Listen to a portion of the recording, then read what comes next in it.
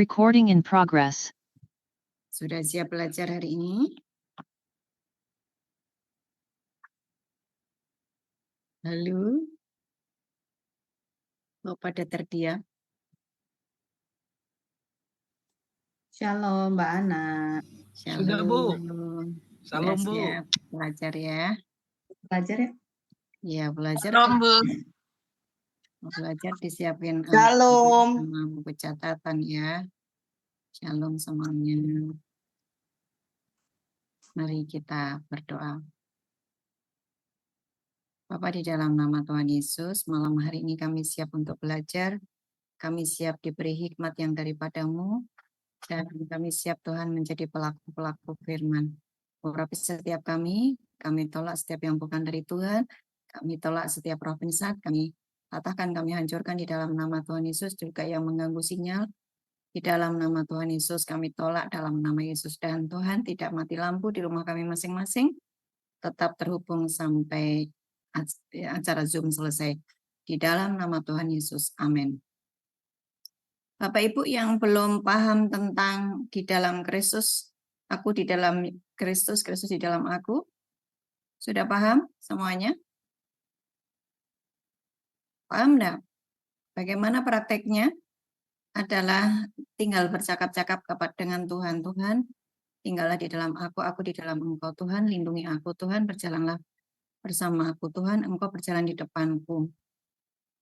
Tuhan, kehendakmu, kehendakku adalah kehendakmu. Kehendakmu adalah kehendakku. Aku tidak mau punya kehendak sendiri. Caranya begitu ya. Panggil Tuhan Yesus setiap hari. Jangan pernah mengambil keputusan tanpa melibatkan Tuhan. Semudah itu sebetulnya. Karena coba dibuka dulu di Yeremia 29 ayat 12 sampai dengan 14. Dari ayat 11 deh. Yeremia 29 ayat 11. Ya.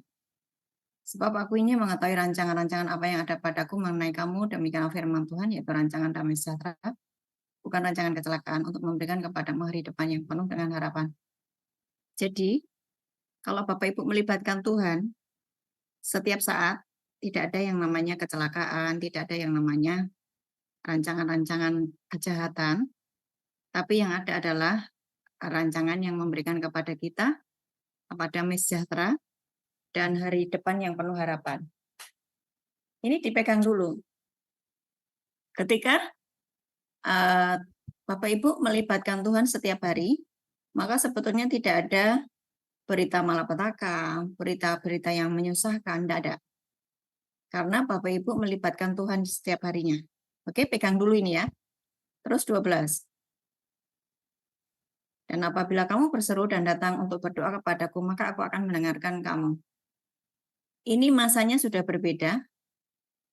Masanya adalah masa di mana Tuhan itu pengen sekali dilibatkan di dalam setiap kehidupan kita sehari-hari. Jadi, ketika kita sudah memutuskan selesai dengan kedagingan kita, hawa nafsu kita, kita sudah tidak ada hidup di dalam manusia lama. Saudara tanggalkan manusia lamamu dan saudara ada yang namanya berjuang untuk memiliki yang namanya manusia baru dan memutuskan untuk masuk di dalam dunianya Tuhan, masuk di dalam manusia baru. Hal-hal yang akan engkau dapati adalah waktu saudara berdoa, Tuhan langsung menjawab. Enak kan? Enak ini. Apabila kamu berseru dan datang untuk berdoa kepadaku, maka aku akan mendengarkan kamu. Ini yang dan amin loh, ini janji Tuhan loh. Tapi pikiran kita harus ada isi janji Tuhan itu, ya. Nggak boleh nggak ada. Gitu. Aku ingat Yeremia 29 ayat 13, kalau aku berdoa dan berseru kepada Tuhan, Tuhan akan mendengarkan aku. 13. Apabila kamu mencari aku, kamu akan menemukan aku. Apabila kamu menanyakan aku dengan segenap hati, aku akan memberikan kamu menemukan aku. Jadi, hari-hari ini firman Tuhan ini digenapi di dalam kehidupan saya. Dan saya harap itu juga digenapi dalam kehidupanmu. Karena kalau Bapak Ibu mengikuti apa yang sudah saya alami, saudara mengalami banyak terobosan. Saya mengalami yang namanya delay itu harus nunggu lama, sekitar 8 tahun ya, nunggu lama sekali. Tapi kalau saudara mengikuti apa yang sudah saya sampaikan, saudara mendapatkan percepatan. Nggak harus nunggu 8 tahun.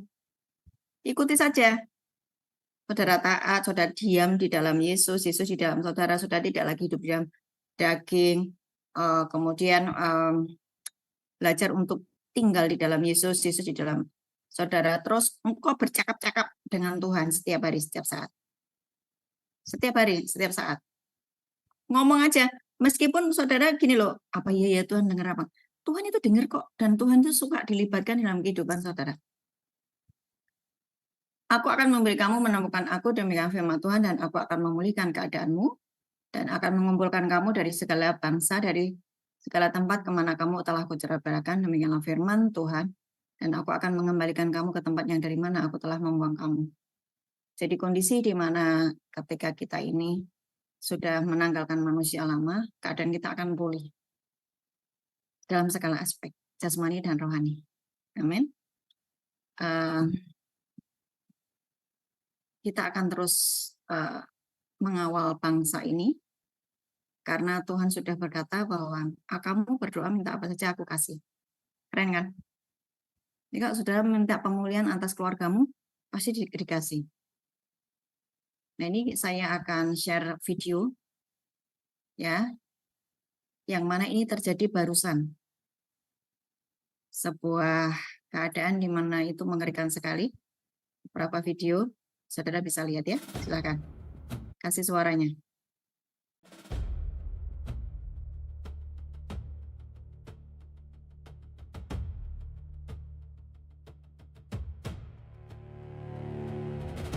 Inilah detik-detik saat banjir bandang dahsyat menerjang wilayah perbatasan Nepal dan China pada Rabu 26 Agustus 2026, sekitar pukul 09.00 waktu setempat.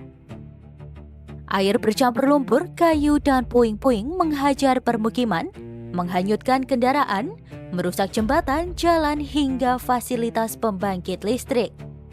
Laporan terakhir menyebut jumlah korban meninggal mencapai sedikitnya 160 orang. Sementara itu ratusan wisatawan, pekerja, dan warga lainnya masih hilang. Dalam laporan awal, sedikitnya 95 orang dikonfirmasi meninggal dan 403 orang dilaporkan hilang, termasuk 341 warga negara asing. Di Nepal, banjir menerjang sejumlah permukiman dan memutus akses perjalanan. Nepal Tourism Board awalnya mencatat 384 wisatawan hilang, terdiri dari 291 warga asing dan 93 warga Nepal. Para wisatawan asing tersebut berasal dari India, Amerika Serikat, Inggris, Malaysia, hingga Australia. Sebagian wisatawan India diketahui sedang melakukan perjalanan ziarah ke Gunung Kailas di Tibet. Selain wisatawan, 44 personel tentara Nepal dan 30 petugas polisi juga dilaporkan hilang. Sementara itu 430 MW kapasitas produksi listrik Nepal dilaporkan rusak akibat terdampak banjir. Peneliti International Center for Integrated Mountain Development atau ICIMOD menduga bencana dipicu longsoran es dan batu dari gletser yang menyumbat aliran sungai Lende Kola. Perubahan iklim juga disebut memperbesar risiko bencana di Himalaya karena kawasan tersebut mengalami pemanasan dan pencairan gletser yang semakin cepat. Di lapangan, Administrator Distrik Rasua Narendra Pariar mengungkapkan kekhawatirannya terhadap besarnya korban dan kerusakan. Petugas kesehatan Tula Bahadur BK juga mengatakan permukiman di sepanjang sungai telah hanyut, termasuk 5 anggota keluarganya yang hilang. Perdana Menteri Nepal Balendra Shah memerintahkan evakuasi warga di wilayah rendah. Di sisi Cina, Presiden Xi Jinping memerintahkan operasi pencarian dan penyelamatan secara menyeluruh, termasuk penanganan cepat bagi korban luka dan upaya meminimalkan jumlah korban.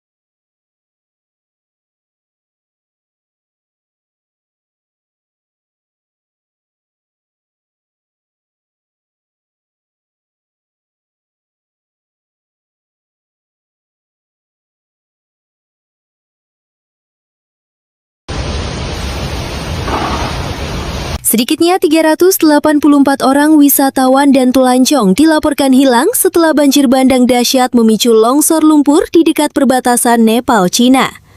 Sementara 19 jenazah telah ditemukan dan banyak personel kepolisian hilang kontak di tengah intensifnya operasi penyelamatan, menurut juru bicara kepolisian Abi Narayan Kafol dilansir dari kantor berita AFP, ke-26 Agustus 2026. Banjir berdampak paling parah di distrik Rasuwa yang berpenduduk 50.000 jiwa, khususnya wilayah Timure dan Syabru Besi yang merupakan akses utama pendakian Langtang serta jalur peziarah Hindu ke Kailash Mansarovar. Otoritas Nepal seperti dilansir Reuters Rabu 26 Agustus 2026 mengerahkan sejumlah helikopter untuk operasi penyelamatan pada Rabu 26 Agustus waktu setempat. Namun para pejabat setempat mengatakan bahwa ketinggian banjir menghalangi helikopter untuk mendarat. Otoritas Nepal memperingatkan risiko jatuhnya banyak korban jiwa akibat banjir bandang tersebut.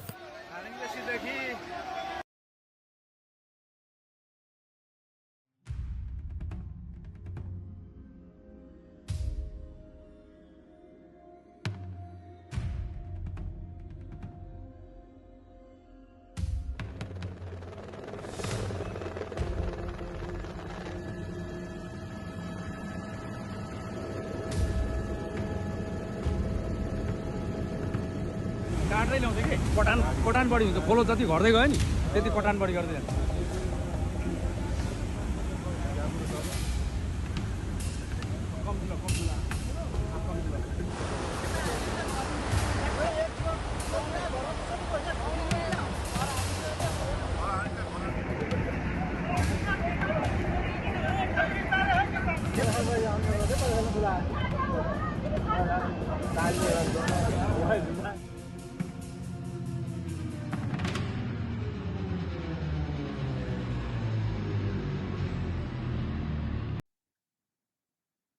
Saudara, kenapa saya memutar video ini adalah karena Tuhan berbicara dengan jelas dan gamblang, ya.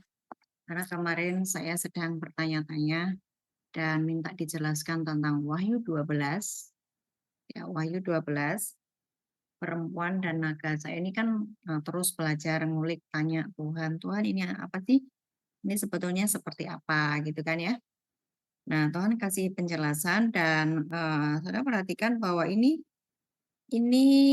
seperti yang tertulis di dalam Wahyu 12 ayat 15. Wahyu 12 ayat 15. Aneh ya. Saya baru nanya gitu ya. Itu sekitar semalam apa kemarin ya, tadi malam. Tuhan ajari dong tentang Wahyu 12 gitu kan. Terus paginya ada peristiwa ini. Ini kan Nepal ini tadi pagi ya. Nepal ini tadi pagi. Lalu ular itu menyemburkan dari mulutnya air sebesar sungai ke arah perempuan itu supaya dihanyutkan sungai itu. Coba dilihat di video yang pertama tadi, Atrik, yang saya share yang pertama tadi. Ini benar-benar seperti ini ular ya. Menyemburkan air. Ular itu menyemburkan dari mulutnya air sebesar sungai. Yang awal yang ada bangunan putih itu. Nah, itu. Nah, ini kan ular ini. Ular yang dia berjalannya dari belakang bangunan. Nah, ini. Firman Tuhan itu ya dan amin ya. Makanya Bapak Ibu, hari-hari ini saya diperintahkan oleh Tuhan untuk mengajari kalian semuanya untuk stay di dalam Tuhan. Engkau tinggal di dalam Tuhan, Tuhan di dalam engkau, itu menjadi aman sekali. Ya, Bapak Ibu adalah orang-orang yang sangat dicintai dan dilindungi oleh Tuhan. Tapi saudara harus selesai dengan kedaginganmu karena Allah itu roh. Saudara masih daging, masih membenci saudaranya, masih konflik, masih takut khawatir, berarti saudara daging. Kalau daging berarti di luar. Kalau di luar, tidak ada perlindungan. Dan ini saya masih punya waktu beberapa bulan ke depan. Saya akan terus teriak-teriak supaya saudara masuk di dalam Kristus. Saudara di luar Kristus terlalu berbahaya. Saya cuma punya waktu beberapa bulan ke depan. Saya akan dampingi Bapak Ibu, kalau engkau nggak paham silahkan bertanya, jangan pasif. Dan jangan takut untuk bertanya. Ya, saya terbuka dengan sebuah pertanyaan. Saudara bisa WA Japri saya atau bertanya di ya Japri saya, nanti kita bahas di grup boleh, terus saya bahas pribadi dengan saudara enggak apa-apa. Tapi saya memastikan satu demi satu kalian masuk di dalam Kristus. Kristus di dalam engkau, engkau di dalam Kristus. Jangan di luar. Jangan di luar ya. Yuk kita buka di Bapak Ibu yang belum paham tentang di dalam Kristus. Kristus di dalam aku di dalam Kristus. Ibadah yang dengan ini yang kemarin saya jelaskan dengan lebih detail ya. Cari nanti rekamannya sudah di-share di KKS. Bapak Ibu yang belum masuk di KKS, hubungi admin atau tinggalkan nomor handphone saudara di chat, nanti kita masukkan ke dalam grup, karena di grup akan mendapatkan pengajaran-pengajaran yang terus baru ya. Pastikan Bapak Ibu mengikuti. Saya tidak memanipulasi saudara. Saya hanya menyampaikan apa yang menjadi isi hati Tuhan. Percayalah, saya cuma mengajak saudara tinggal di dalam Tuhan itu aman. Wahyu 12 ayat 1 sampai 6 dulu.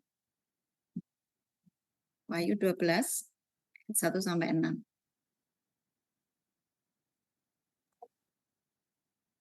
Maka tampaklah suatu tanda besar di langit, seorang perempuan berselubungkan matahari dengan bulan di bawah kakinya dan sebuah mahkota dari 12 bintang di atas kepalanya.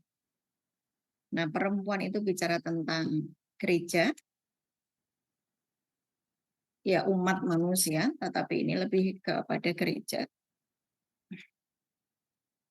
Ya, umat pilihan Tuhan. Perempuan di sini bicara tentang umat pilihan Tuhan. Dan anak itu adalah seorang perempuan berselubungan matahari dengan bulan di bawah kakinya. Dan sebuah mahkota dari 12 bintang di atas kepalanya.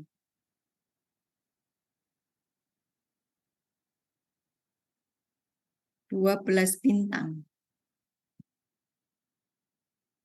Ini adalah orang-orang yang sudah dimeteraikan. Jadi sebuah mahkota dari 12 bintang di atas kepalanya. Orang-orang yang sudah dimeteraikan menjadi milik Tuhan. Jadi ini adalah perempuan ini bicara tentang umat pilihan Tuhan yang sudah dimeteraikan di dahinya bahwa dia milik Tuhan. Saudara, dimeteraikan itu bukan diurapi oleh hamba Tuhan, kasih minyak di dahinya, terus dimeteraikan menjadi milik Tuhan. Bukan seperti itu. Yang memeteraikan itu Tuhan. Kenapa? Saudara diurapi oleh hamba Tuhan di dahimu, tapi saudara tetap hidup di dalam daging, berarti kan tetap di luar Kristus toh? Betul nggak?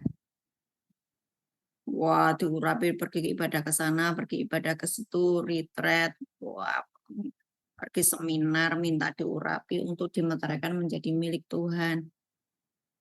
Tapi hidupmu ketika keluar dari seminar, ketika keluar dari retreat, ketika keluar dari ibadah, menjadi duniawi, penuh dengan hawa nafsu, penuh dengan kemarahan, perzinahan, menghabiskan waktumu dengan scroll-scroll, itu nyinggung-nyinggung scroll-scroll terus, Beneran saudara, saya itu juga sampai sampai ngomong, Tuhan aku ndak enak loh Tuhan ngomong scroll-scroll terus. Lah memang mereka tuh scroll-scroll, aku menungguin mereka kok. Aku duduk di depannya mereka ketika mereka scroll-scroll 5 menit. Ah sebentar Tuhan, aku cuma sebentar. Ternyata tahu-tahu sudah 1 jam aku dicuekin gitu. Ya, bahkan suaminya, anak-anaknya nggak digubris. Bahkan dia belum menyiapkan makan malam buat keluarganya, asik asik dengan gadgetnya, dengan film-filmnya Netflix atau drakor apa itu, ya itu duniawi. Saudara akan kehilangan waktu dengan Tuhan. Nah, walaupun saudara udah dikasih minyak urapan sampai habis 1 liter di dahimu, berujuki minyak urapan, dan kamu mengatakan, nah aku milik Yesus. Tapi kalau kelakuanmu duniawi, saudara belum dimeteraikan. Siapa yang belum dimeteraikan yang duniawi? Meskipun dia percaya kepada Yesus, toh? Oke? Nah, terus maka tampaklah, coba diulang lagi ya. Suatu tanda besar di langit, seorang perempuan berselubungkan matahari dengan bulan di bawah kakinya dan sebuah mahkota dari 12 bintang di atas kepalanya. 2, ia sedang mengandung dalam keluhan dan penderitaan, tidak melahirkan, ia berteriak kesakitan. Nah, ini yang disebut dengan kesakitan. Kenapa kesakitan? Karena saudara itu ketika melepaskan kedaginganmu itu sakit. Saudara, ketika engkau melepaskan yang namanya ikatan-ikatan dengan drakor, ikatan-ikatan dengan seks bebas, kamu berzina, kamu selingkuh, kamu melepaskan pacar-pacarmu itu, wah, sebuah kesakitan yang luar biasa. Tapi izinkan kesakitan itu supaya saudara bisa masuk di dalam dunia Tuhan, supaya saudara menjadi satu dengan Tuhan. Saudara terikat dengan gadget, saudara terikat dengan Netflix, saudara terikat dengan apapun yang ada di dunia ini, sehingga tidak punya waktu untuk membaca firman Tuhan dan perenungan firman Tuhan. Waktu engkau dilepaskan dari ikatan dunia itu sakit. Ya, sakit. Tapi izinkan kesakitan itu supaya kita ini masuk di dalam Kristus. Proses meninggalkan manusia lama untuk muncul menjadi manusia baru itu tidak mudah. Tapi kalau saudara mau, Yesus akan muncul di depanmu. Amin. Yesus akan muncul di depanmu. Dia akan memelukmu. Dia akan menjadi bagian dari hidupmu. Saudara lepas dari hawa nafsu. Saudara lepas dari yang namanya sulit untuk mengampuni suamimu. Sulit mengampuni masa lalumu. Sulit mengampuni suamimu. Saudara lihat suamimu seperti itu, tidak ada perubahan. Saudara tetap sakit hati. Oh, engkau mengatakan, bertahun-tahun aku disakiti. Sulit, Bu, mengampuni dia. Karena setiap hari aku melihat dan dia tambah parah aja. Saudara tetap memilih untuk sakit hati. Dia tetap daging. Nggak akan ketemu Tuhan. Nanti waktu terjadi aniaya antikris, terjadi bencana, terjadi macam-macam yang memang sudah dinubuatkan oleh Alkitab, saudara nggak dapat pelindungan karena di luar Kristus. Tidak mengampuni berarti saudara tinggal di luar Kristus. Nah, proses untuk meninggalkan manusia lama, sulit mengampuni, dan saudara memutuskan untuk mengampuni hidup di dalam kasih ini bukan perkara yang mudah, tapi kalau saudara mau, Tuhan akan muncul di depan, memelukmu, menjadi bagian di dalam hidupmu. Hidupmu menjadi lebih enteng. Dan kondisi dunia yang sedang sakit ini, saudara tidak mengalami. Kenapa? Sang damai sejahtera itu bersama dengan saudara. Yesus Kristus ada di dalammu, kamu di dalam Yesus Kristus, aman. Tadinya melihat suaminya begitu, mendidih hatinya. Tapi ketika saudara untuk melepaskan itu, dan aku sekarang mau taat kepada Tuhan. Dia di dalam engkau di dalam Tuhan. Ada damai sejahtera. Melihat sesuatu yang dulu seperti yang mau menghajar gitu ya, mau emosi gitu. Sekarang jadi tenang. ada sukacita, ada damai sejahtera. Karena apa? Saudara mengundang sang damai sejahtera itu dalam hidupmu, masuk di dalam hidupmu. Dan kehidupanmu nanti ke depan tidak akan mengalami tekanan. Kenapa? Karena engkau sudah berjalan dengan Yesus dan dia berkata, marilah kepadaku yang letih lesu dan berbeban berat, aku akan memberikan kelegaan kepadamu. Pikulah kuk yang kupasang. Kuk yang dipasang oleh Tuhan Yesus itu membuat engkau berjalan dengan Yesus. Yesus lembu pertama, saya lembu kedua. Saudara ini lembu. 4 wajah lembu ya. Lembu itu kerja keras, lembu itu setia, lembu itu dia apakan saja diem, tapi dia tetap bekerja melakukan kehendak tuannya. Ya, sama saudara tetap melakukan kehendak saudara, kehendak Bapa.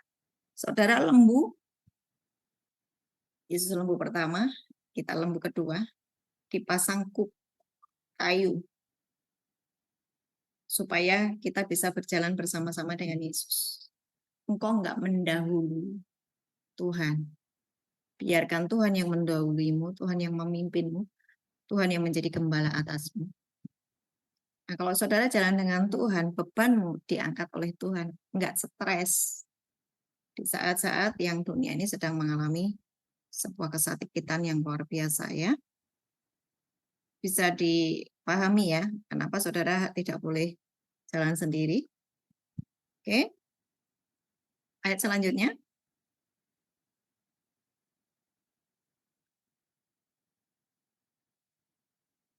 Ayat 3. Maka tampaklah suatu tanda yang lain di langit, dan lihatlah seekor naga merah padam yang besar, berkepala 7, bertanduk 10, di atas kepalanya ada 7 mahkota.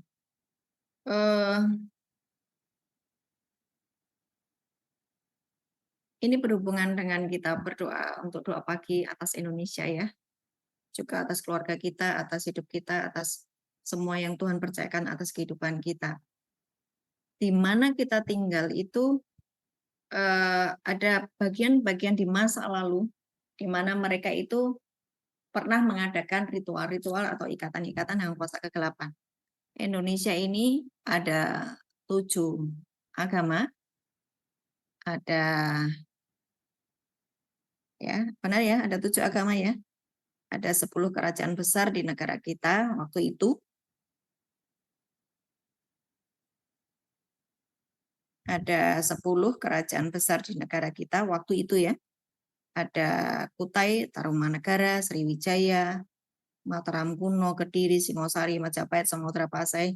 Yang kayak gitu tuh. Ya, negara kita itu dulu negara kerajaan. Indonesia itu dulu kerajaan. Kemudian ada 7 suku besar yang ada di Indonesia, walaupun itu sukunya banyak sekali, tetapi ada 7 suku besar. Jawa, Sunda, Batak, Madura, Betawi, Minangkabau, Bugis. Saudara perhatikan. Saya tadinya suka nggak paham ya. Ini maksudnya apa Tuhan? Seekor naga merah padam, besar, kepalanya 7, bertanduk 10, di atas kepalanya ada 7 mahkota. Nah, 7 agama itu termasuk animisme, dinamisme itu termasuk ya. Ini mempengaruhi kondisi keadaan tempat di mana kita tinggal. Nah, tapi Tuhan itu berkata, waktu kita doa pagi itu, Tuhan itu berjalan-jalan di atas pulau-pulau di Indonesia, dan setiap kakinya berjejak atas pulau-pulau itu ada darah tercurah. Sehingga membatalkan semua perjanjian-perjanjian yang pernah dikerjakan oleh bangsa ini. Waktu dulu itu mereka memiliki perjanjian dengan kuasa gelap. Itu harus dibatalkan. Supaya apa? Tidak mengalami yang itu tadi loh. Yang dialami oleh ya kehancuran yang luar biasa kayak gitu ya. Karena apa? Waktu sebuah bangsa melakukan perjanjian dengan kuasa kegelapan, si iblis itu akan nuntut. Wong sudah ada perjanjian kok. Aku berhak untuk menyeret jiwa-jiwa ini menjadi milikku. Itu iblisnya berkata begitu toh. Nah, dengan banyak kepercayaan yang ada di Indonesia ini juga mempengaruhi. Nah, Yesus datang tidak membawa agama. Yesus datang membawa keselamatan. Nah, saudara yang sudah dipanggil menjadi imamat yang rajani, saudara mau bangun pagi, saudara mau berdiri bagi bangsamu, itu mempengaruhi kondisi keselamatan bagi bangsamu, dan itu keren banget. Makanya jangan berpikir bahwa apa sih dampaknya ketika saya bangun pagi berdoa untuk Indonesia. Loh, dampaknya saudara jagain kotamu, loh, jagain tempat tinggalmu, jagain pulaumu. Supaya apa? Ya, supaya ada penjagaan, ada perlindungan. Dan hari-hari ini, ke depan, tinggal beberapa bulan lagi, ini akan menjadi lebih masif kondisinya. Kehancuran demi kehancuran karena Alkitab sudah menuliskannya. Tapi, bagi saudara yang tinggal di dalam Yesus, aman. Maka saudara yang sudah bangun pagi, saudara yang sudah ngerti, ajak anak-anakmu, ajak suamimu, ajak keluargamu, tinggal di dalam Yesus. Jangan di luar, jangan duniawi. Ya, jangan duniawi. Kalau duniawi, terlalu berbahaya. Ketika dunia akan hancur, ikut hancur. Gitu loh. Ya. Yuk lanjut. 4.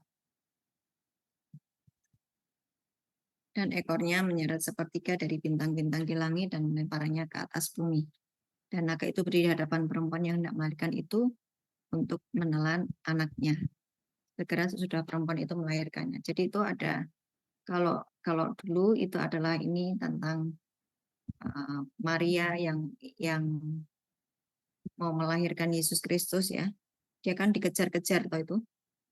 Pada waktu itu dikejar-kejar oleh Herodes untuk mau dibunuh gitu ya. Tapi hari ini bicara tentang gereja, yang mana gereja ini kan memiliki akses dengan Bapa di surga, memiliki akses dengan Tuhan. Nah, gereja ini dianiaya terus. Ya kan, dianiaya terus. Hendak menelan anaknya. Kalau yang dulu anaknya itu karena Yesus Kristus, tapi kalau sekarang adalah ya benih ilahi.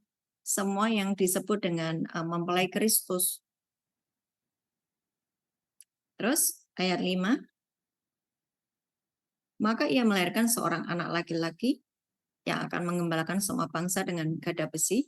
Tiba-tiba anaknya itu dirampas dan dibawa lari kepada Allah ke tahtanya. Ini Yesus ya. Ini Yesus. Apa yang terjadi di dalam Yesus terjadi juga di dalam diri kita. Apa yang dialami Yesus dialami kita. Ya, saudara yang sudah dewasa dan Bapak berkenan atas kehidupan saudara karena saudara sudah berbuah, saudara berdampak, saudara itu menghasilkan buah, saudara itu dewasa, saudara menjadi rekan kerjanya Tuhan. Ya. Engkau akan menggembalakan bangsa-bangsa dengan gada besi, engkau menggembalakan banyak jiwa-jiwa. Nah, akan ada yang namanya aniaya. Tapi aniaya itu tidak akan menimpa saudara karena saudara dilindungi. Sama seperti Yesus hari ini dibawa naik ke tahta Bapa. Saudara juga, kita semuanya, kalau sudah diam di dalam Kristus, pada waktu ada aniaya antikris, ada sebuah perlindungan dari Tuhan. Amin. Makanya tinggallah di dalam Yesus. Jangan duniawi. Jangan kedagingan. Jangan pakai manusia lama terus. Saudara benar-benar bertobat. 6. Perempuan itu lari ke padang gurun di mana telah disediakan suatu tempat baginya oleh Allah. Supaya ia dipelihara di situ 1260 hari lamanya. 3,5 tahun. 3,5 tahun yang pertama dan 3,5 tahun yang kedua. 3,5 tahun yang pertama itu baru permulaan aniaya. Ada 3,5 tahun berikutnya.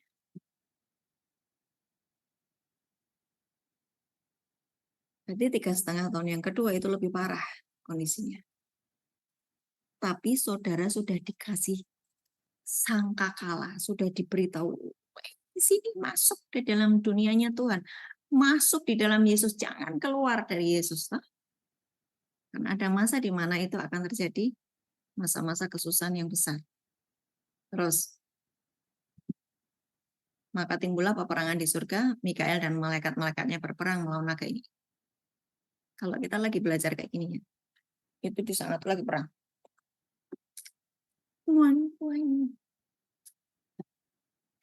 Berperang melawan naga itu dan naga itu dibantu oleh malaikat-malaikatnya. Apa? Tapi mereka tidak dapat bertahan, mereka tidak mendapat tempat lagi di surga.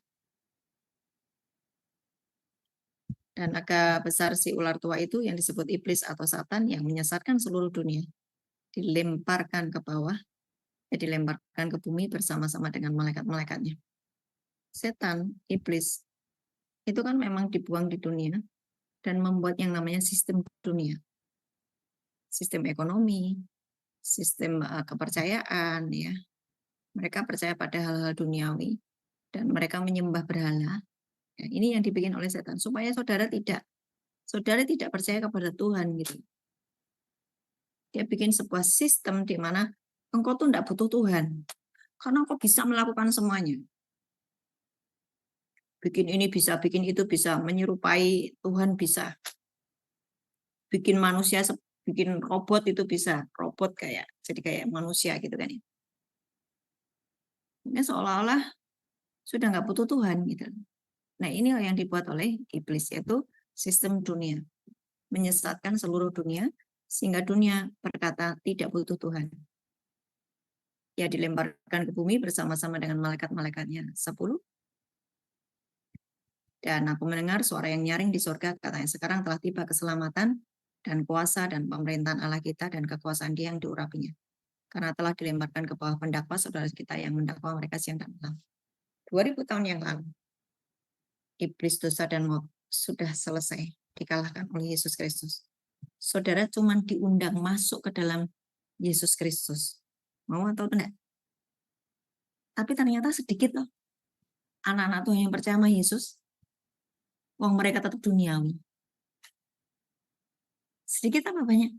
Sedikit. Even itu hamba Tuhan. Betul nggak? Iblis, dosa, maut 2000 tahun yang lalu sudah dikalahkan oleh Yesus. Barang siapa tinggal di dalam Yesus, saudara aman dari pekerjaan ular tua ini. Dan aku mendengar suara yang nyaring di surga berkata, sekarang telah tiba keselamatan dan kuasa dan pemerintahan Allah kita. Dan kekuasaan Dia yang diurapinya. Karena telah dilemparkan ke bawah pendakwa saudara-saudara kita yang mendakwa mereka siang dan malam di hadapan Allah kita 11. Dan mereka mengalahkan Dia oleh darah anak domba dan oleh perkataan kesaksian mereka, karena mereka tidak mengasihi nyawa mereka sampai ke dalam maut. Apa kata-kata tidak mengasihi nyawa mereka sampai ke dalam maut itu bicara apa sih? Saya dikasih lihat itu begini.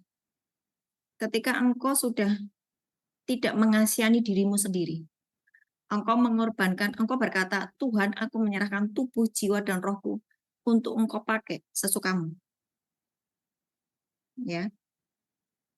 Contoh, posisimu tuh capek banget, tapi karena engkau harus pergi ke Jogja, memberitakan Injil kepada lapas-lapas di Jogja, engkau harus melakukan perjalanan jauh. Itu namanya engkau menyerah, tidak mengasihi nyawamu sendiri.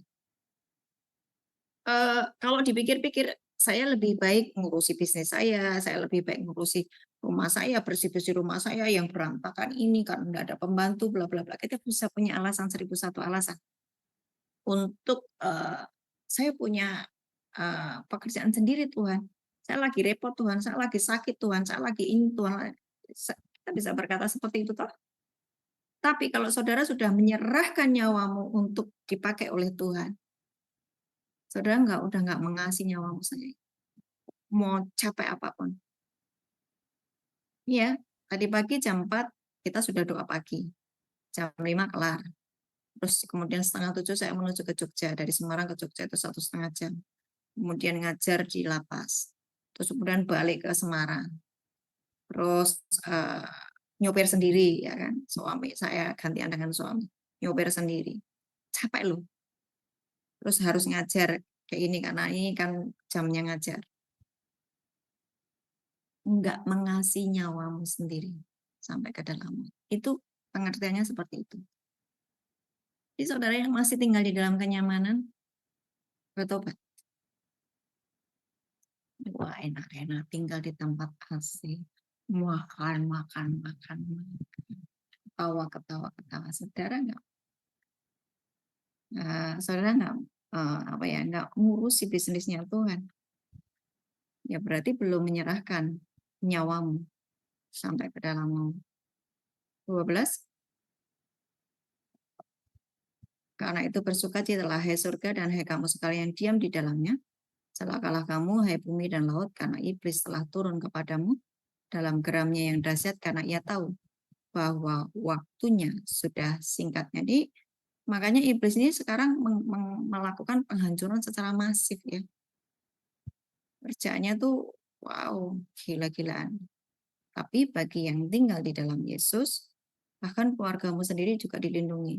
Meskipun baru satu orang yang bertobat, tapi saudara itu menjadi diperhitungkan oleh Tuhan karena satu orang bertobat seluruh keluarga diselamatkan toh. Jadi di dalam satu rumah harus ada satu orang yang bertobat. Meskipun itu baru saudara, baru istrinya saja, suaminya belum, anaknya belum. Tapi karena saudara sudah bertobat, Tuhan bertanggung jawab untuk melindungi seluruh keluarga. Amin. Makanya harus ada satu orang yang bertobat. Terus 13. Dan ketika naga itu sadar bahwa ia telah dilemparkan ke atas bumi, yang membunuh perempuan yang melahirkan anak laki-laki itu. Setan ini memburu gereja terus, memburu mempelai perempuan terus. 14. Kepada perempuan itu diberikan kedua sayap dari burung nasar yang besar supaya terbang ke tempat di padang gurun, di mana ia dipelihara 3,5 tahun. Ya, dipelihara. Kapan mulainya 3,5 tahun? Saya tidak boleh ngomong. Tapi saudara harus berjaga-jaga sendiri. Tapi saya sudah kasih clue-cluenya. Beberapa bulan ke depan saya akan terus teriak-teriak kepada saudara. Masuklah ke dalam dunia Tuhan atau kamu kehilangan Tuhan selamanya. Terkam oleh ular tua ini. Di mana ia dipelihara jauh dari tempat ular itu selama 1 masa, 2 masa, dan setengah masa, 3,5 tahun. Dipelihara oleh Tuhan dari setiap kejaran antikris. Karena saudara masuk di dalam Kristus, tinggal di dalam Yesus, Yesus di dalam saudara. Saudara, kalau masih pahit, masih berzina, masih dusta, masih hawa nafsu, terikat dengan dunia, mohon maaf, ditelan, kejar-kejar oleh naga. 15. Lalu ular itu menyemburkan dari mulutnya air sebesar sungai ke arah perempuan itu, supaya dihanyutkan sungai itu. Tadi ya, bencana itu tadi.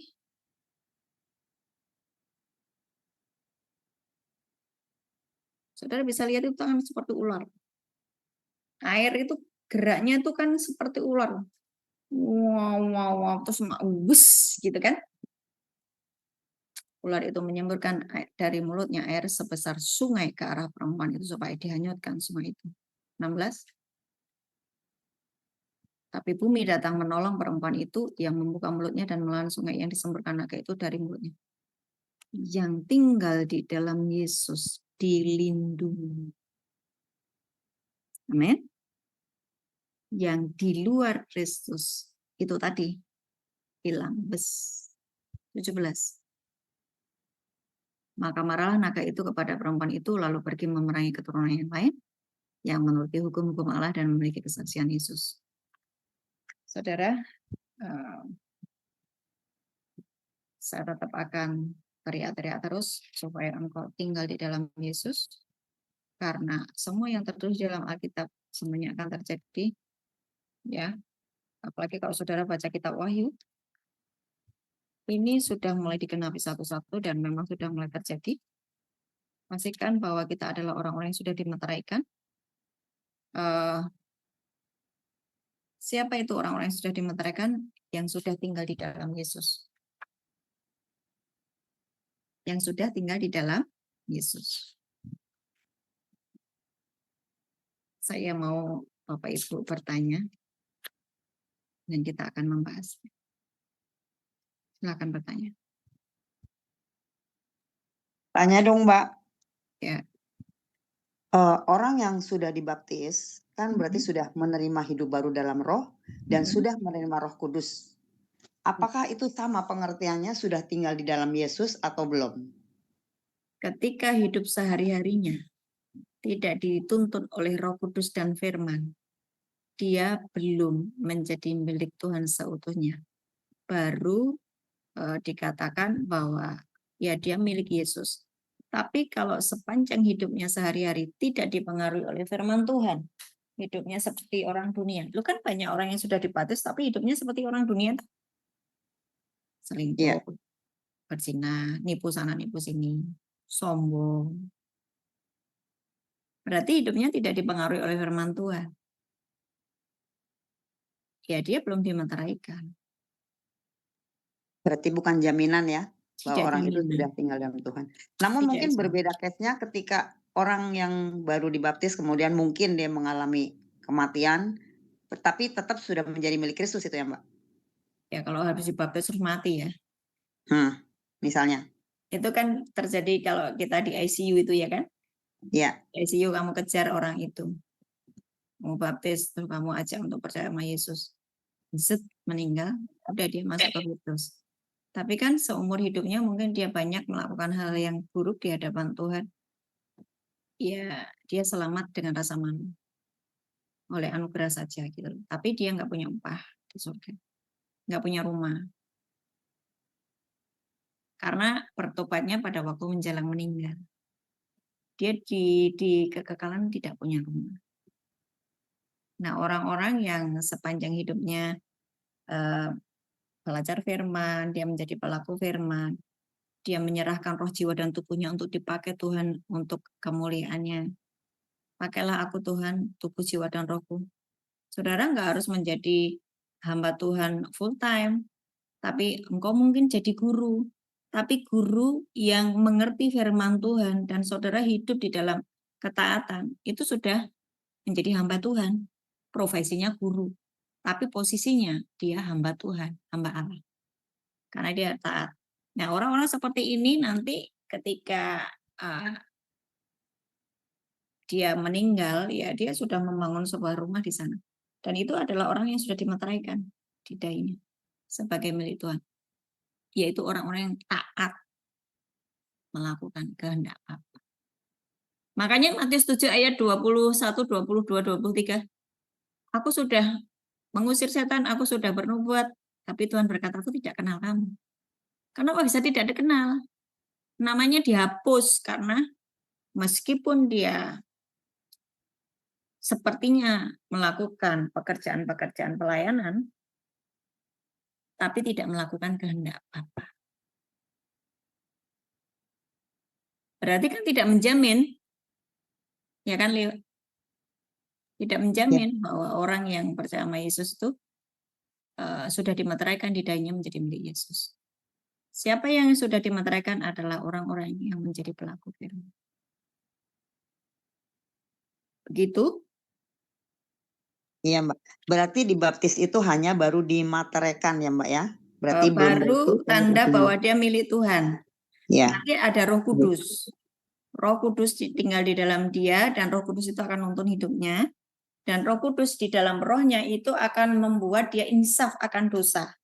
Kalau sudah ada Roh Kudus tapi dosa jalan terus, berarti Roh Kudusnya dicueki toh? Nggak mau denger-dengeran toh? Dengan Roh Kudus yang sudah di dalam dirinya. Sementara Roh Kudus itu adalah meterai bahwa dia milik Allah, tapi dia tidak mau taat sama Roh Kudus, ya udah. Itu pilihan dia untuk tidak taat. Tidak melakukan kehendak Bapa. Itu pilihannya dia sendiri. Agendanya Bapa apa? Dia diselamatkan dan mengenal kebenaran. 1 Timotius 2 ayat 3 sampai 4 toh. Apa kehendak Tuhan? Supaya kamu diselamatkan dan supaya kamu mengenal kebenaran.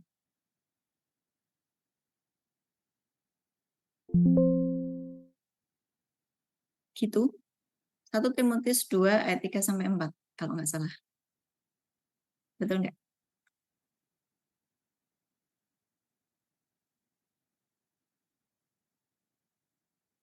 Ya. 4. Yang menghendaki supaya semua orang diselamatkan dan memperoleh pengetahuan akan kebenaran. Apa kehendak Bapa? Supaya kamu diselamatkan dan orang-orang di sekelilingmu yang mengenal Engkau diselamatkan. Dan supaya saudara memperoleh pengetahuan akan kebenaran. Terus belajar kebenaran, terus ngulik firman Tuhan. Nah, ini kehendaknya Tuhan. Nah, sekarang dia udah jadi hamba Tuhan, tapi mamon. Kan berarti belum selamat toh? Nggak memperoleh pengetahuan akan kebenaran. Wong Tuhan berkata kamu nggak bisa punya dua Tuhan, tapi dia mamon. Dia munafik. Wah, kalau di mimbar dia berkata-kata tentang firman Tuhan. Tapi ternyata dia bukan pelaku firman, berarti penipu. Atau dia mencuri kemuliaan Tuhan. Sombong gitu kan ya. Ya dia berarti tidak belajar untuk memperoleh pengetahuan akan kebenaran. Gitu. Jadi tidak menjamin ya.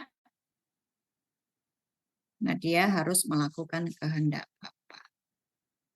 Ada lagi? Cukup jelas, Leoni? Jelas, Mbak. Mari kamu siap-siap ngajar ya. Amin. Udah datang jiwa-jiwa tuh, Mbak. Nah itu dia. Puji Kalau Tuhan. kamu udah kelar dengan dirimu sendiri, pasti Tuhan itu akan, kamu nggak usah nyari-nyari pelayanan, itu Tuhan Yes. sendiri yang siapkan. Yes, betul. Kalau saudara nyari-nyari pelayanan, saudara stres loh. Stres nanti. Apa? Mengalir aja berarti ya, Mbak ya, mengalir Iya. aja ya. Ngalir aja. Engkau sudah selesai dengan dirimu sendiri, Mm-mm. maka Tuhan berkata, ini anakku sudah siap. Nah, jiwa-jiwa datang.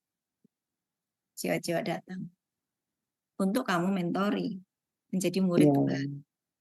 Jangan manipulasi mereka. Tapi Siap. engkau harus memberitahukan firman Tuhan, ngajari mereka hidup di dalam Yesus. Berbuah. Pokoknya dimuridkan gitu ya. Jadikan mereka murid. Jangan Siap, siap. dimanipulasi.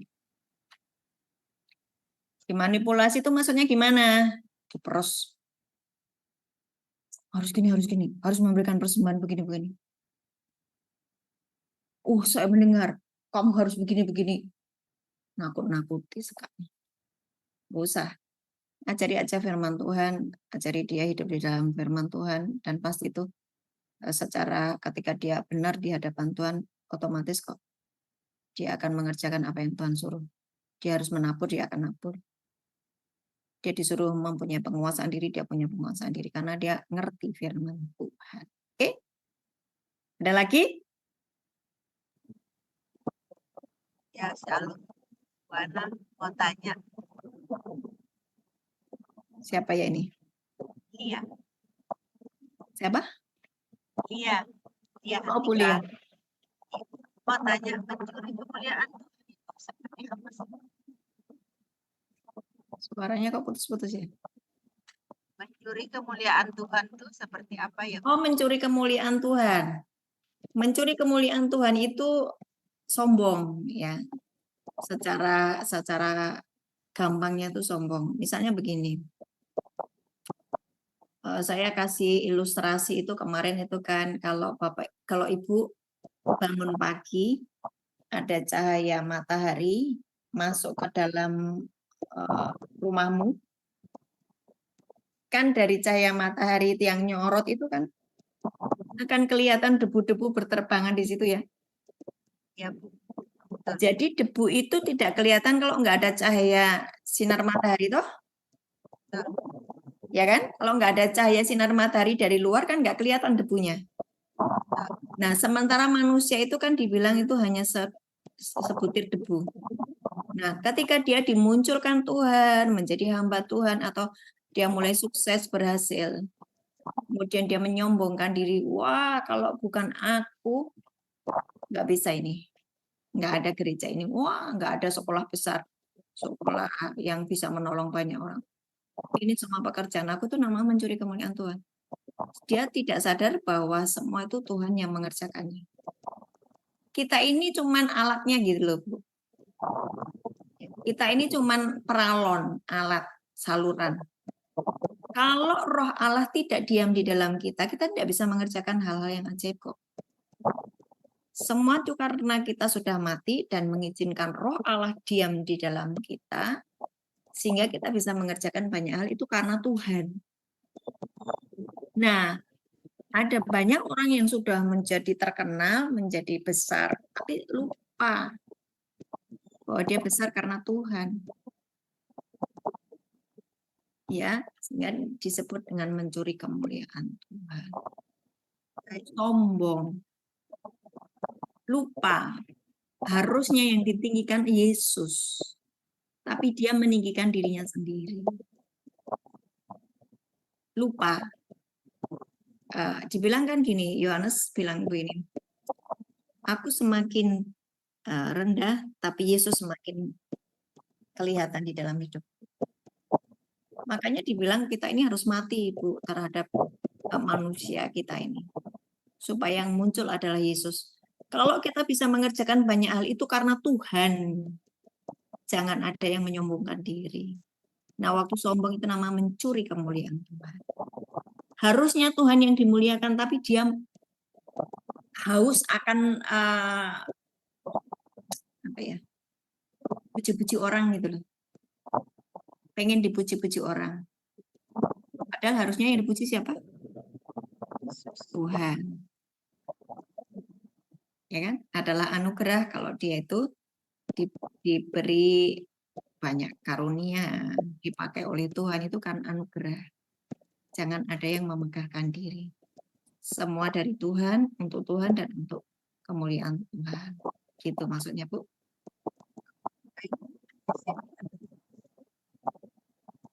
Ya, dan ini banyak yang kejebak di sini ya. Bagi yang sudah tenar, yang sudah terkenal. Makanya lebih baik kita tidak usah terkenal, yang terkenal Tuhan Yesus aja. Kalau saudara tidak terkenal, saudara dilindungi. Dilindungi, disembunyikan. Supaya apa? Terus bisa mengerjakan agenda Bapak. Kalau dia muncul dan kemudian wow, menerima tepuk tangan, menerima hormat dari banyak orang. Semua orang mencari dia.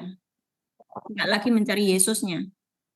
Pokoknya kalau aku harus didoakan sama hamba Tuhan itu. Kalau enggak itu aku enggak mungkin sembuh. Aku harus datang ke sana mencari hamba Tuhan itu untuk didoakan. Itu namanya sudah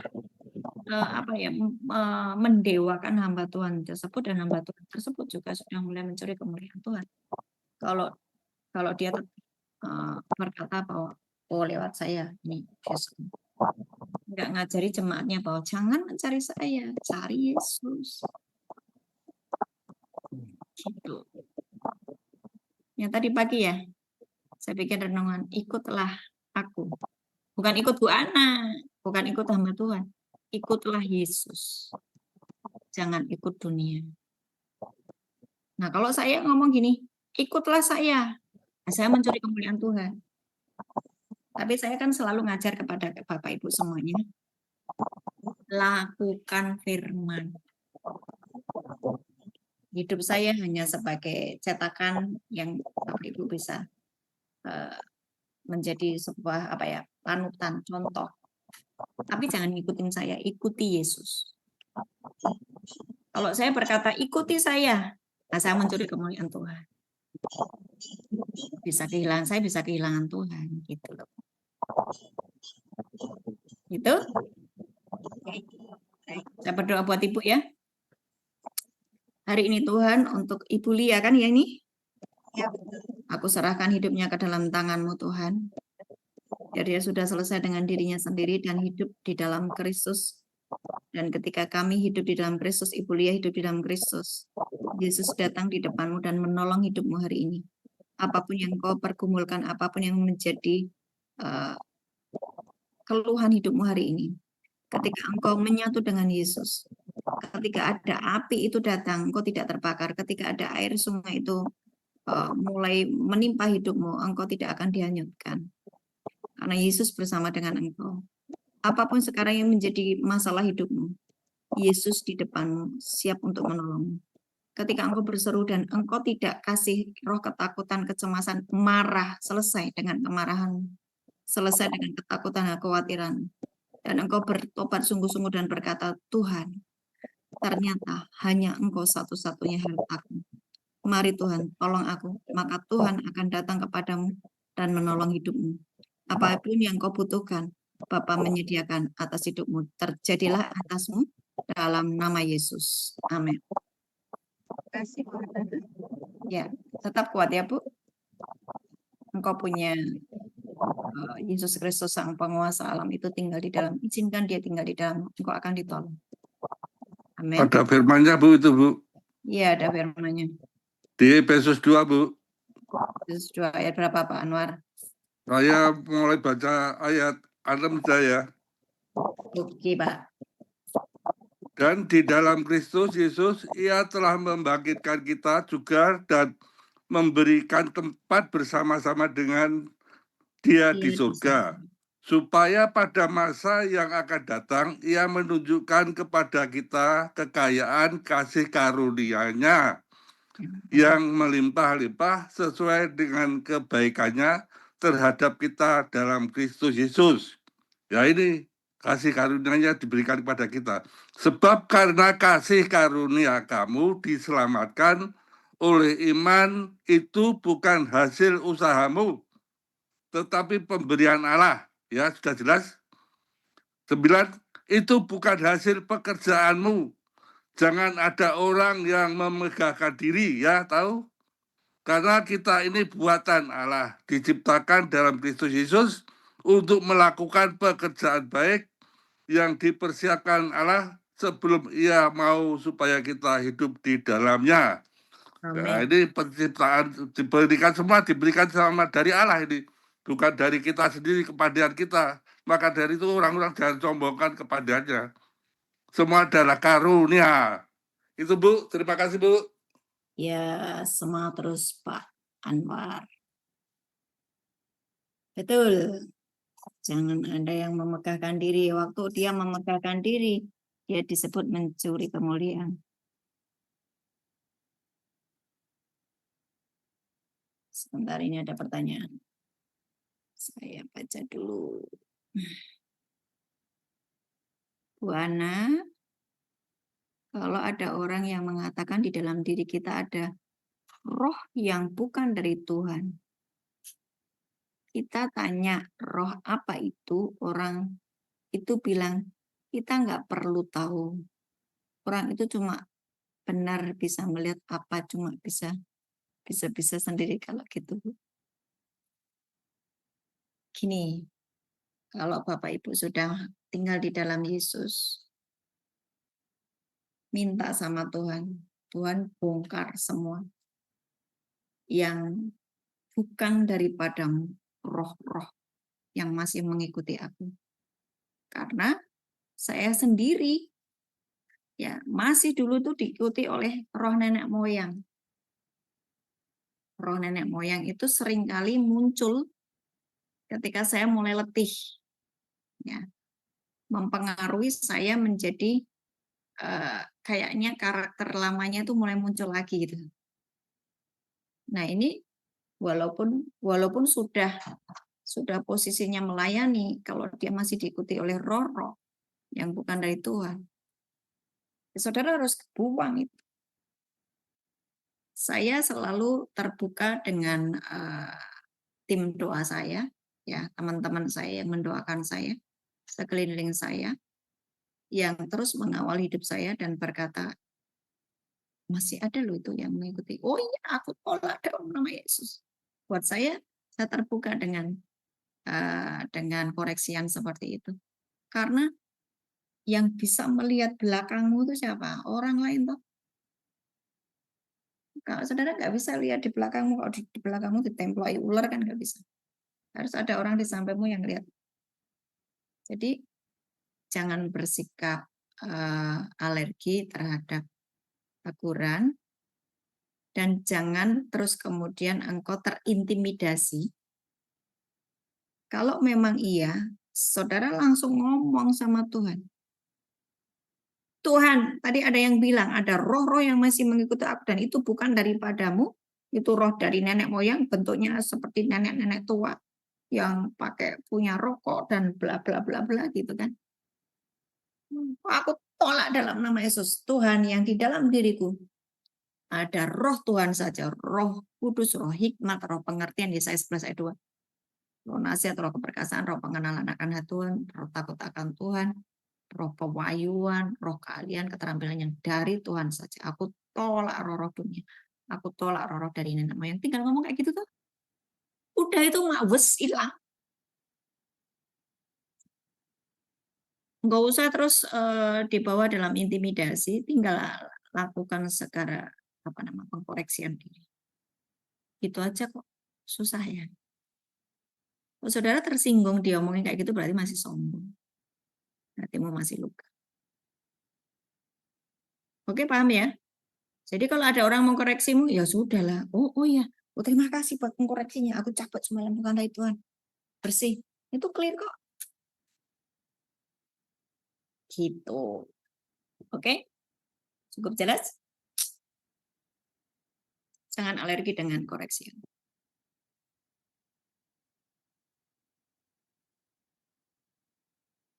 Ada lagi? Ada lagi? Bu Inga. Shalom Bu Ana. Tolong tanya. Kalau orang yang udah rib, itu kan nggak bisa didoakan. Benar ya? Justru orang yang rib itu yang mendoakan kita yang masih di bumi. Kalau masuk surga, ya kan? Kalau nggak masuk surga ya nggak bisa. Apakah ini benar atau enggak? Lalu ayatnya ada di mana ya Bu? Thanks. Oke. Benar. Kalau sudah rib, ya kalau sudah meninggal, itu nggak bisa didoakan. Tapi ada rahasia-rahasia tertentu. Ya. Oke. Saya nggak usah bahas. Hanya yang mengerti-mengertilah. Justru orang yang orang yang sudah meninggal itu yang akan mendoakan kita yang masih di bumi dengan catatan orang itu masuk surga atau diselamatkan. Oke? Terus ayatnya di mana? Ayatnya di mana ya? Ayatnya di mana? Ada yang tahu?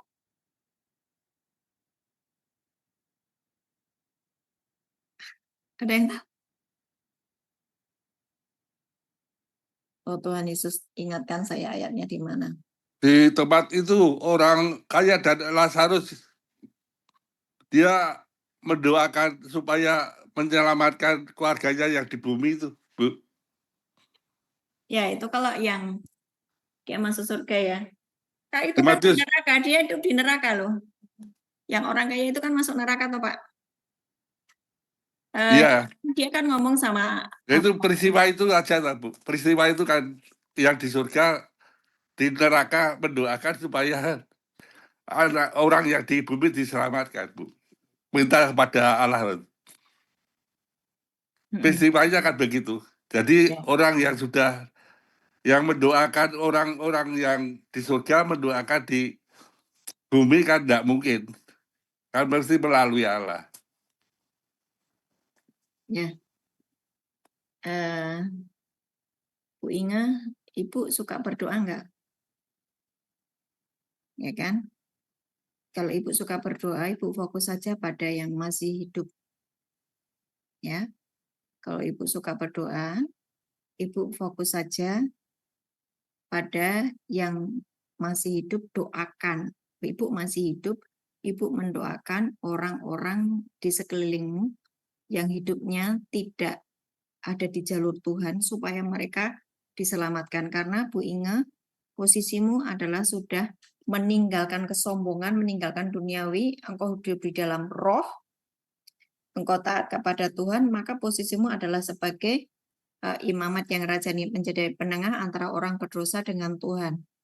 Engkau bisa mendoakan anak-anakmu atau saudaramu yang masih hidup duniawi, Tuhan, supaya mereka ditarik masuk ke dalam terang-Mu yang ajaib, dari kegelapan masuk ke dalam terang-Mu yang ajaib. Ya, dan jangan mengandalkan arwah, jangan bertanya kepada arwah ya. Jangan berharap pada arwah, harapkan Tuhan saja. Jadi gini loh, maksud saya gini. Ya udah, yang sudah meninggal ya udah gitu loh. Jangan berharap pada orang yang sudah meninggal itu untuk mendoakan kita. Saudara bisa berdoa sendiri toh.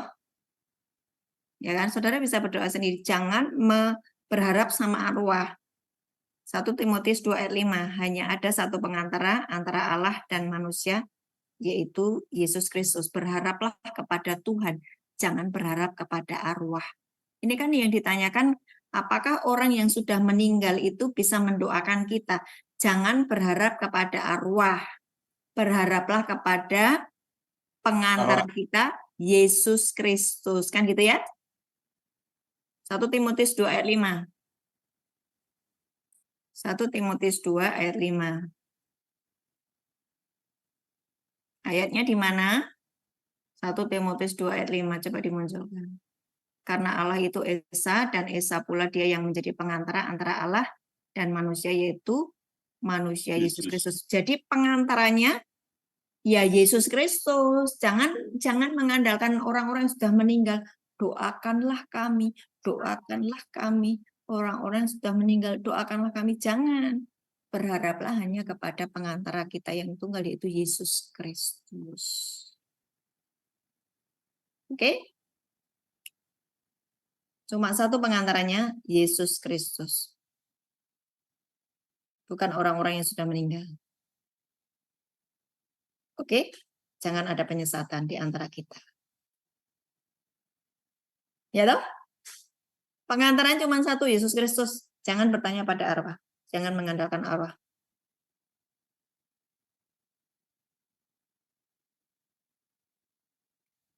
Sekali lagi cuma satu pengantarannya.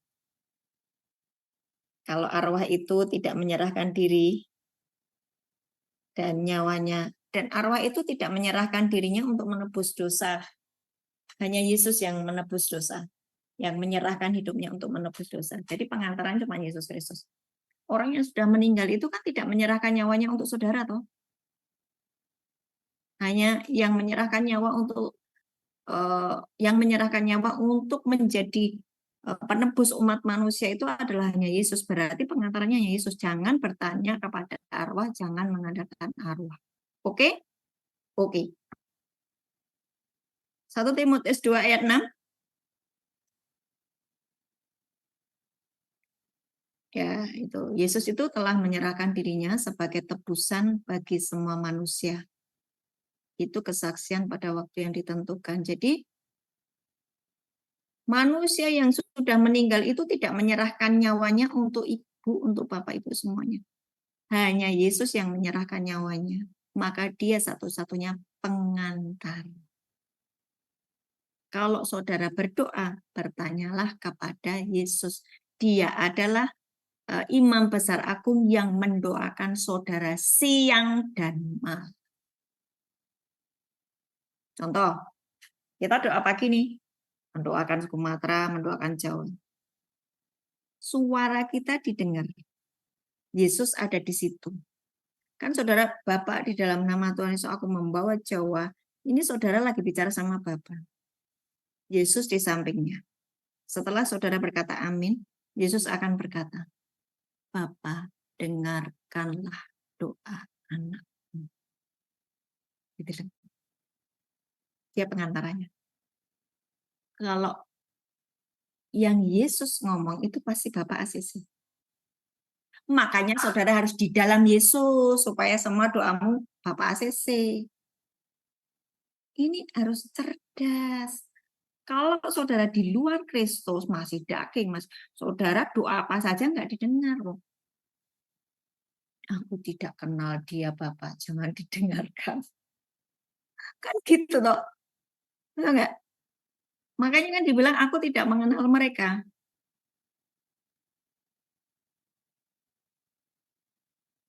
Oh Bu, saya paham. Fokus kita Tuhan Yesus. Betul, fokusnya pada Tuhan Yesus saja.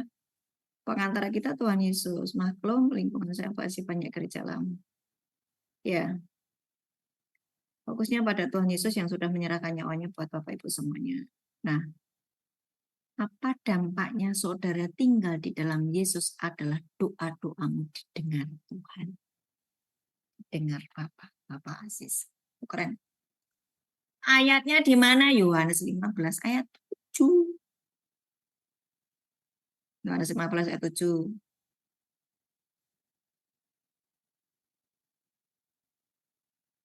Yohanes 15 ayat 7. Jadi kalau kamu tinggal di dalam aku, firmanku tinggal di dalam kamu. Mintalah apa saja yang kamu kehendaki. Kamu akan menerimanya. Doamu dijawab. Karena saudara tinggal di dalam Yesus, Yesus di dalam saudara. Kalau saudara tinggal di dalam Yesus, Yesus di dalam saudara, keinginan saudara pasti keinginannya Yesus. Hatimu tuh hatinya Yesus. Matamu matanya Yesus, keinginanmu keinginannya Yesus. Karena saudara sudah nyatu dengan Yesus.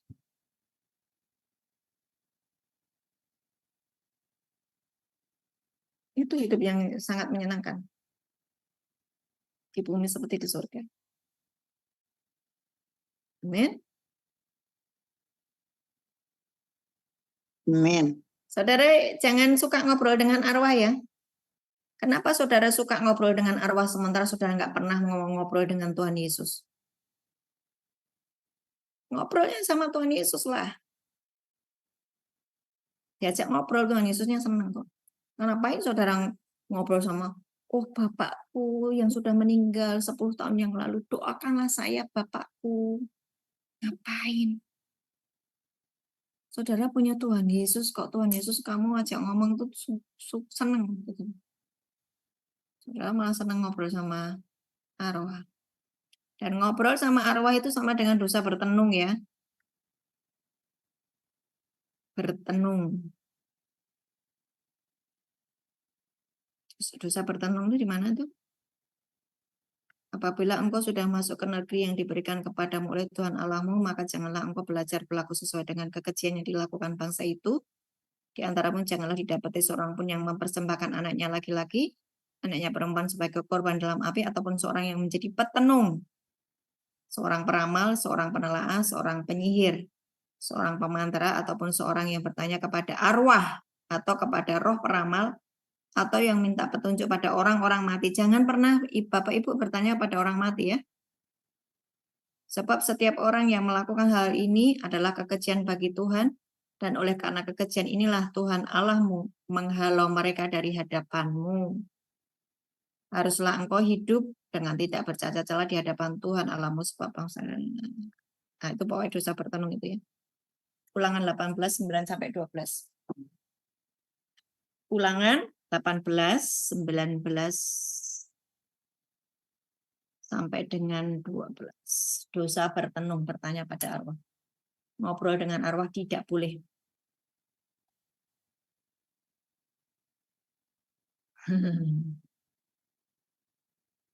Ada pertanyaan yang masuk di WA saya. Tapi ini kalau saya bahas nanti menyinggung banyak orang. Tidak usah saya bahas, tapi saudara harus cerdas. Saudara harus punya perantara itu satu saja. Yesus Kristus. Tidak boleh punya pengantara manusia. Oke? Oke. Ada lagi? Malam Bu Ana. Ya, selamat malam. Saya mau nanya kalau saya pernah disuruh pegang jimat sebagai jimat untuk melindungi keluarga saya, itu sih inti dari mereka memberi jimat itu. Dan jimat itu berasal dari lokasinya di Kalimantan. Nah, terus yang saya heran itu, pada saat saya tidur itu tiba-tiba saya dapat penglihatan seperti ada asap hitam yang turun di atas saya gitu, dan dia berusaha masuk ke dalam tubuh saya gitu. Dan setelah dia berusaha masuk, saya, sempat tidak bisa napas gitu kan. Saya, sepertinya sesak gitu. Nah, setelah saya sesak dan saya sadar kalau, apa namanya, saya harus, keluar dari situ dan saya berusaha menyebut dalam nama Yesus gitu kan. Setelah saya menyebut dalam nama Yesus, memang saya sempat sadar gitu dan saya terbangun gitu kan. Bu, yang saya ingin tanyakan, apakah yang saya sering tanyakan juga kepada Pak Pendeta saya mimpi ini gitu. Terus, beliau bilang kalau itu hanya bunga tidur gitu, Oh Bu tidak, itu Ana. bukan bunga tidur. Itu I real kuasa oh gelap. oh, tapi ada kaitannya dengan jimat itu, Iya, ya Bu? betul. Setelah iya, saya pikirkan pada saat saya terima dan bawa pulang, 4 hari kemudian saya mimpi itu. Tapi mimpinya nggak lama, hanya sebentar gitu, Bu Ana. Itu ibu ini Bu siapa ya? Mohon maaf. Saya Bu Wiwin, Bu Ana. Bu Wiwin. Iya, saya baru bergabung, Oh baru bergabung. Oke. Ibu iya, sudah jadi Kristen lama atau belum atau baru eee, bertobat? saya sebenarnya dari sekolah minggu. Maksudnya? Saya dari kecil udah ikut Tuhan ya. Oh dari kecil sudah ikut Tuhan. Ibu tinggalnya Iya, di Kalimantan. saya tinggalnya di Jakarta, cuma suami saya orang Kalimantan, kemarin sempat mertua meninggal, Bu. Mertua Jadi, meninggal, terus? semertua saya kan meninggal, terus saya penguburannya di sana, jadi saya disuruh ikut gitu kan, Bu. Heeh, Nah, ikut. Itu tahun eee, berapa? kenapa, Bu? Tahun berapa? Baru bulan Mei kemarin ya. Bulan Mei kemarin Ibu pergi ke sana karena orang tua suami meninggal. Terus? Iya, kan memang ada sempat perselisihan waris, masalah waris ya, Bu. Hmm, Nah, itu memang ada adik yang nomor 4 itu memang mereka ingin menghancurkan keluarga saya dan suami saya gitu. oke. Nah, tapi pihak keluarga yang di Kalimantan mereka untuk mengantisipasi mereka mengenalkan dukun Dayak. Nah, saya diberikan jimat itu untuk Ibu melindungi saya dan menerimanya. iya, saya Kenapa menerimanya diterima kan udah terima Yesus? Kenapa masih terima jimat-jimat? iya, justru saya sudah bilang ke saudara saya yang di sana, saya bilang, "Saya nggak bisa terima benda itu karena Hmm, saya punya Tuhan juga yang lebih berkuasa, dari apapun," saya bilang gitu kan. betul. Tapi dia sempat ngoceh-ngoceh gitu, Bu, Hmm, jadi sempat marah-marahin saya gitu.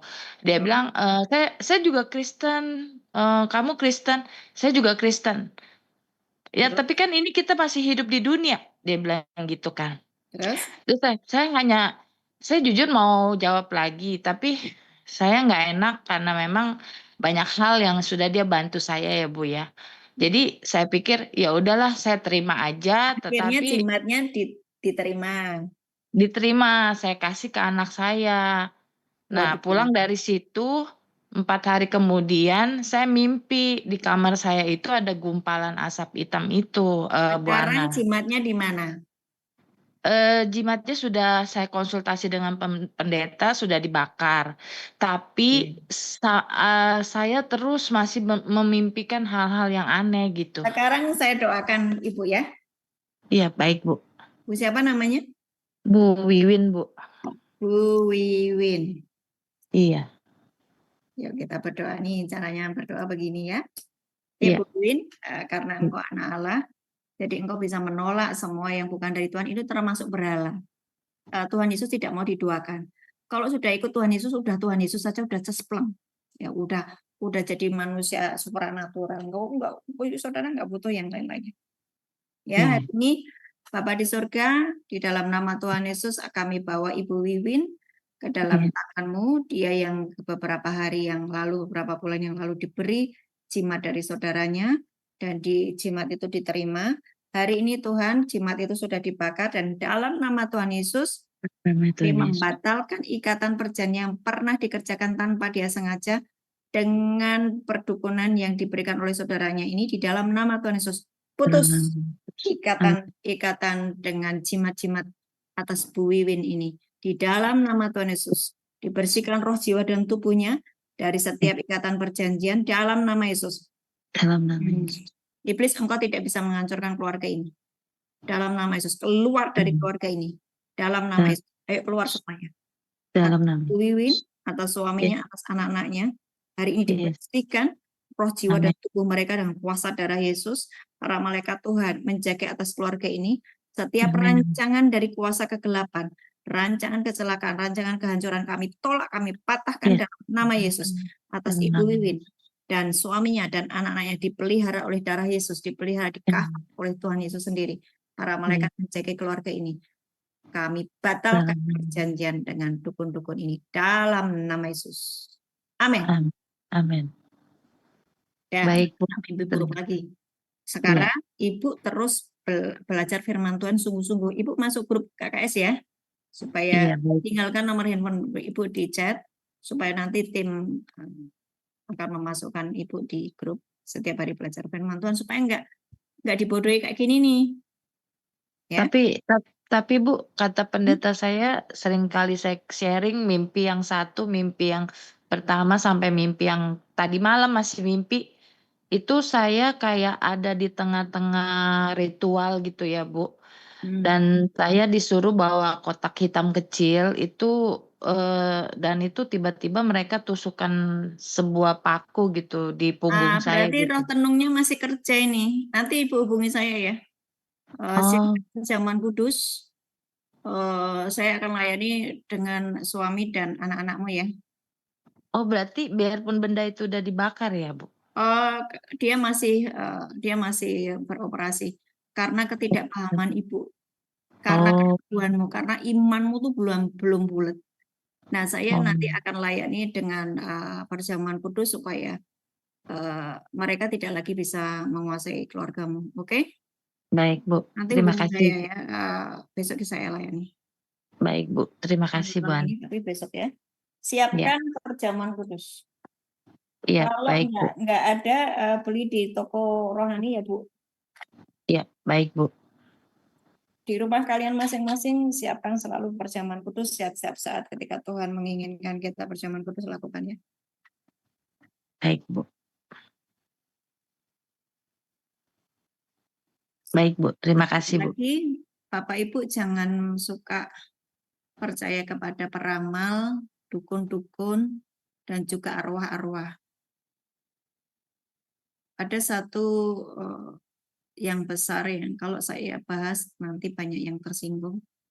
Tapi saudara yang sudah dewasa dan membaca firman sungguh-sungguh, satu-satunya yang berkorban untuk nyawamu hanya Yesus Kristus.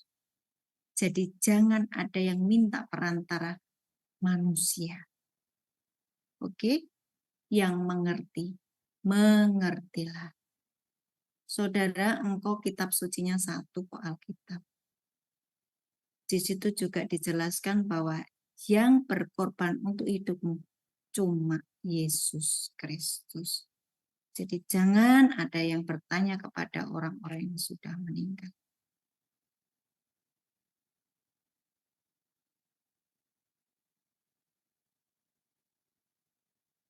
Ya, nanti Ibu siapa namanya tadi, Bu Wiwin, hubungi saya ya. Ini karena harus dibatalkan perjanjiannya karena itu dari nenek moyangnya. Mbak Ana, malam Mbak Ana. Ya. Sebenarnya tadi kan Bu Wiwin udah ngobrol dengan kita udah doa. Memang perlu di follow up. Nanti saya akan follow up ke Itu Mbak Ana.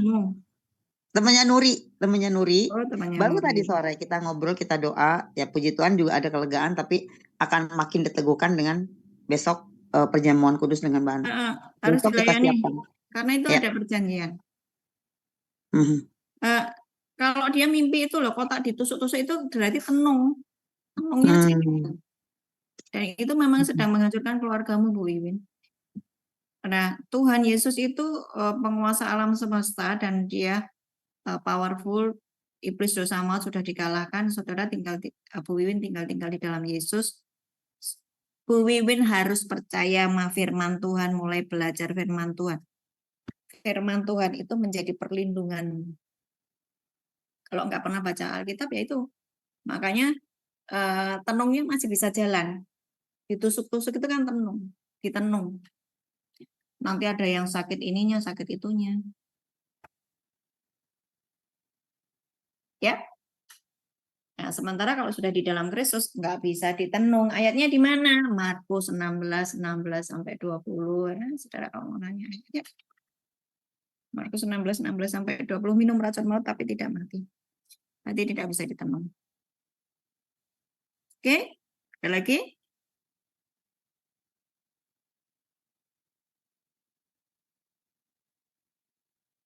Ada lagi?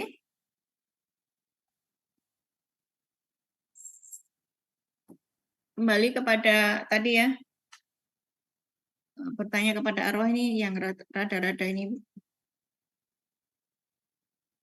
Bapak Ibu harus ngerti, satu-satunya yang harus engkau tanyakan adalah Yesus Kristus sendiri. Jangan bertanya kepada arwah. Nah, orang-orang yang sudah meninggal itu sebetulnya mereka sudah terpisah dengan bumi. Ya. Tanya sama Yesus, ngobrolnya sama Tuhan Yesus.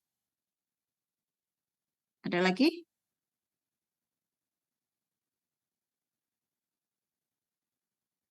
Ada lagi kah? Ayo, asik nih. Boleh tanya apa saja.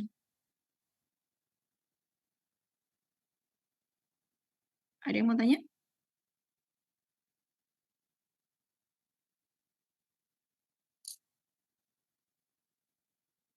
Sudah? Nggak ada?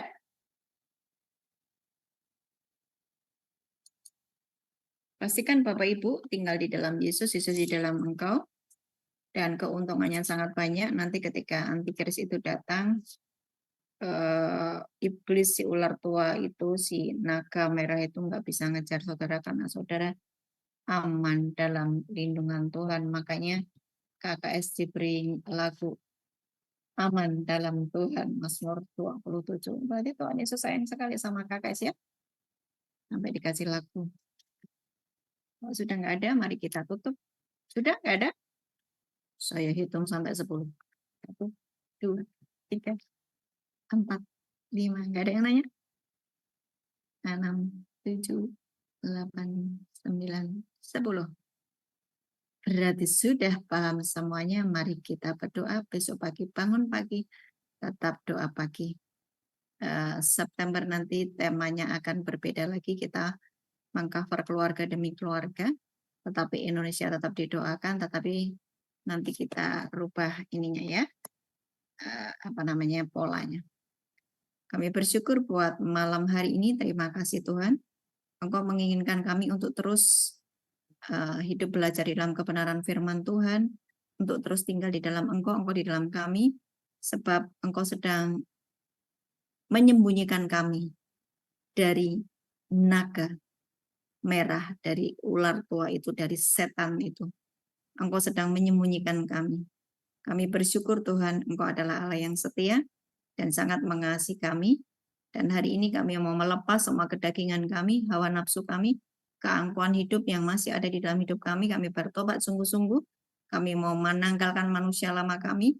Kami masuk di dalam dunia ya Tuhan, memiliki manusia yang baru, ciptaan yang baru, dan benar-benar hanya berfokus kepadamu saja, dan kami aman dalam lindungan-Mu. Ketika 3,5 tahun ke depan Tuhan, ada begitu banyak aniaya, ada begitu banyak malapetaka yang akan terjadi, tapi kami aman sebab kami di dalam Kristus. Terima kasih. Teruslah berbicara kepada kami, ajari kami dalam nama Yesus. Tuhan memberkatimu dan melindungimu. Tuhan menyinari engkau dengan wajahnya dan memberi engkau kasih karunia. Tuhan menghadapkan wajahnya kepadamu dan memberi engkau damai sejahtera. Amin. Amin. Amin. Sampai jumpa besok pagi. Sampai jumpa. Thank you. Terima kasih. kasih. Terima kasih, Bu. Terima kasih. Pagi tetap bangun. Wah, tetap Selamat sehat ya. istirahat. Kasih dan kemuliaan itu di lehermu, jangan kau lepaskan. Dan perkenanan Tuhan atasmu. Amin.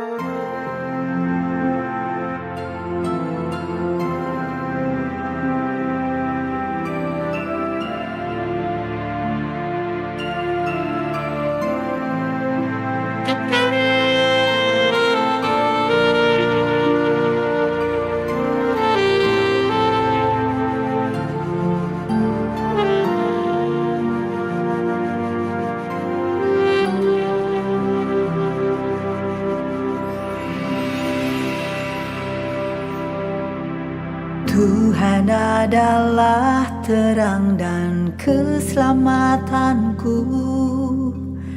Pada siapa ku harus takut?